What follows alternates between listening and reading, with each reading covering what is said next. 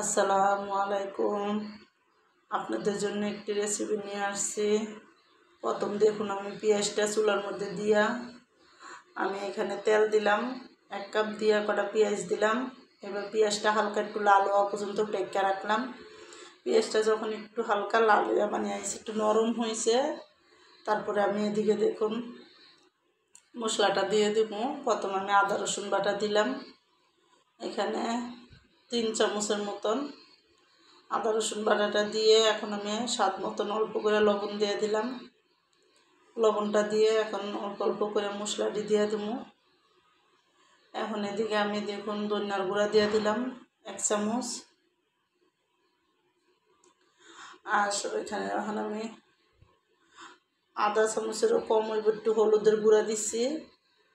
আর এখানে মরিচের গুঁড়াটা দিব, এখন 1 চামচ মরিচের গুঁড়া দিলাম, একটু বেশি মরিচের গুঁড়াটা দিলাম। এখন দিয়ে ভালো করে মশলাটারে আমি একটু কষামো। আমি এখানে অল্প করে পানি দিয়ে দিলাম। পানিটা দিয়ে এই মশলাটা আমি ভালো মতন কষামো, যাতে পানিটা শুকাইয়া মশলাটার কাঁচা গন্ধটা জায়গা আর মশলাটা সুন্দর মতন কষানো হয়। এবার যখন মশলাটা কষাইয়া তেল তেল উঠতে যাব, তারপরে কিন্তু আমি দেখুন এদিকে এখন আমি এদিকে ঢেঁড়স আর আলু কেটে রাখছি। আমি ঢেঁড়সটি এইভাবে মাঝখানটা ফাইরা লম্বা লম্বা করে কাটছি। আর আমি এদিকে ছোট্ট একটা আলু দিছি। এখন আমি দেখুন অল্প একটু পানি দিয়ে লইছি, নিয়ে তারপরে আমি কিন্তু মশলাটা এই ঢেঁড়সের সাথে ভালো করে মিলাই দিব। আর ঢেঁড়সের সাথে সুন্দর করে মশলাটা মিলাইয়া আমি যে বাদবাকি ঢেঁড়সটি আছে ওটিও আমি এটির সাথে দিয়ে দিব।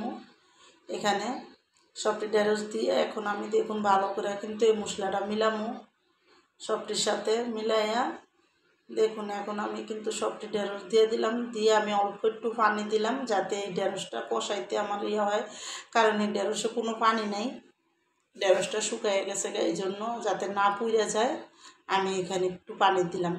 দিয়ে দেখুন এখন আমার ঢেঁড়সটা কিন্তু সুন্দর মতন মজা গেছে, মজা কিন্তু ঢেঁড়সটা একেবারে সুন্দর গলা গলা হয়ে গেছে, আর আলুটাও গলা গলা হয়ে গেছে।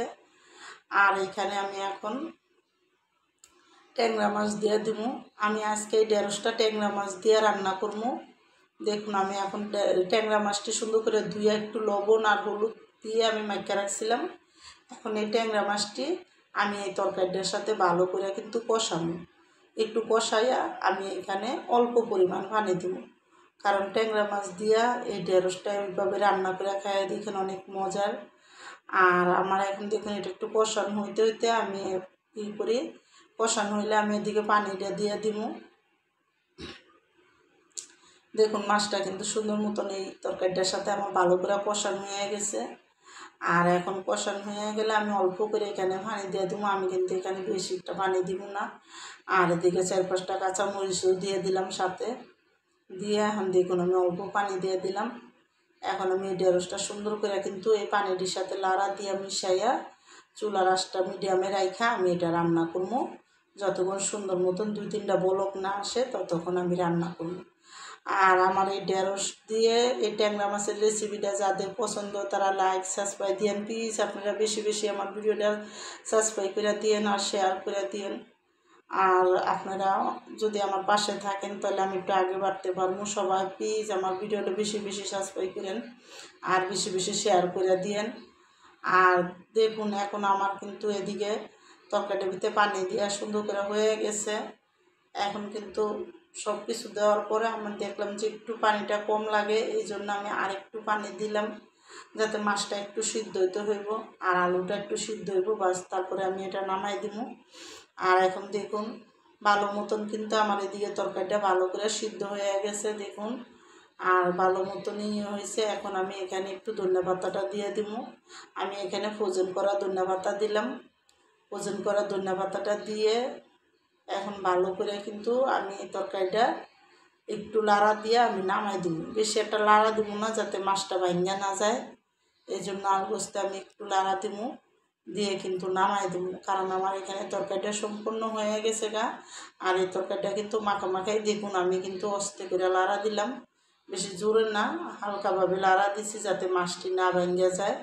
আর এইভাবে ঢেঁড়স সুন্দর করে মাঝখানটা ভাড়া দিয়ে এই ছোটো মাছ দিয়ে রান্না করলে অনেক মজা লাগে।